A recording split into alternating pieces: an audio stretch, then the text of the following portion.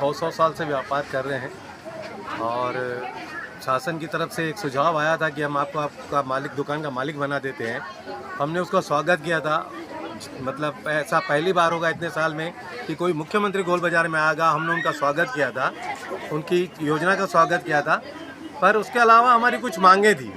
उन मांगों के संबंध में हम मुख्यमंत्री जी से भी मिले थे और जो महापौर जी हैं उनसे भी मिले थे।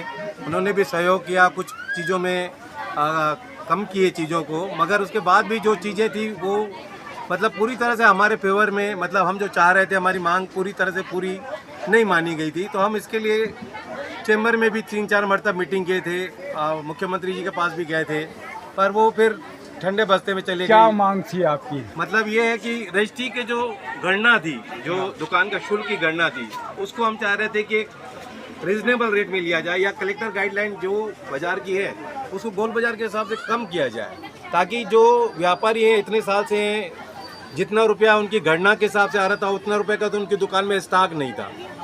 मतलब कई बहुत गरीब है, गाइडलाइन से 30% कम में दे रहे थे। वो रजिस्ट्री में शुल्क में छूट थी। जी जी। मतलब वो जो प्रॉपर्टी की गणना थी उसमें छूट नहीं थी, उसमें जो कैलकुलेशन था वो थोड़ा सा ज़्यादा था। हम चाह रहे थे कि उसमें कुछ अपने को रियायत मिले, रियायत मिल जाए। हाँ, उसके अलावा जैसे डूमर तराई में पिछले टाइम में चैम्बर ऑफ कॉमर्स ने उनको विधानसभा में एक तो पास करवा के 100 रुपये में स्टाम्प पेपर में रजिस्ट्री करके दिए थे। तो उस हिसाब से हमारा भी उस 100 रुपये के स्टाम्प में रजिस्ट्री हो जाती तो हमारे लिए बहुत अच्छा हो जाता। रजिस्ट्री शुल्क आपका बड़ी बड़ी समस्या थी। 1.5 लाख रुपए की कमियां वैसे ही आ जाती है। आराम से नहीं ज़्यादा आती, 2-2.5 लाख रुपए का हिसाब आता। अच्छा। क्योंकि अगर 15 लाख है, मान लो जिसकी 15 लाख है, उसको 10% मतलब 8% के हिसाब से तो कम से कम 1.5 लाख रुपए का फर्क आ जाता। फर्क पड़ जाता है उसका। इतना कम हो जाता तो अच्छा हो जाता है। हाँ, मतलब हम ये चाह रहे हैं कि जितनी गणना जितना पैसा ले रहे हैं उतना दुकानों में लोगों में स्टॉक नहीं है। कुछ परसेंटेज सक्षम है, मगर 70% जाएंगे तो बिल्कुल नहीं है सक्षम। अब क्या होगा? अब क्या मामला बनेगा? अब तो शासन है, अब जैसा उचित करे हम फिर मांग करेंगे। अब ये चेंबर के माध्यम से मांग करेंगे। अभी नए चुनाव होने वाले चेंबर के, हम चाहेंगे कि हमारी मांग को फिर से मतलब चेंबर अध्यक्ष उनको उठाए, उस चीज़ों को सीधा करे। जो भी आए, जिस भी मतलब पैनल का आए, पर जो भी पैनल का हो वो सक्षम हो कि हमारे व्यापारियों के हित की बात करे, व्यापारियों के लिए बोले, व्यापारियों के लिए आगे आए, जीएसटी के लिए कुछ करे। ये जो यहाँ पर इतना अतिक्रमण चीज़ें हैं या किसी चीज़ की मांग है, जैसे बीच में रास्ते बंद कर देते हैं, कोई ट्रैफिक इधर से इधर ग्राहक नहीं आ पाता है, कुछ मांगों को लेके जाते हैं, तो हमारी मांगें मानी जानी चाहिए। अभी तो ट्रैफिक की बहुत समस्या है गोल बाजार में, बहुत ज़्यादा।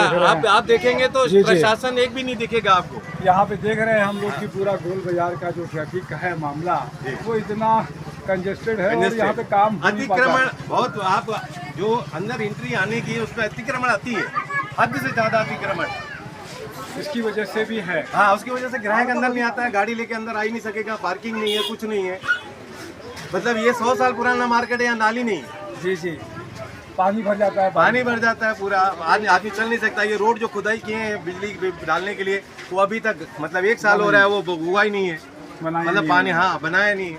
तो बहुत अच्छी बात है कि ये इतनी सारी समस्याएं बता रहे थे कि बाथरूम भी नहीं है यहाँ पर। बाथरूम मतलब जो बाहर से बाथरूम लेडीज है वो कहाँ जाए?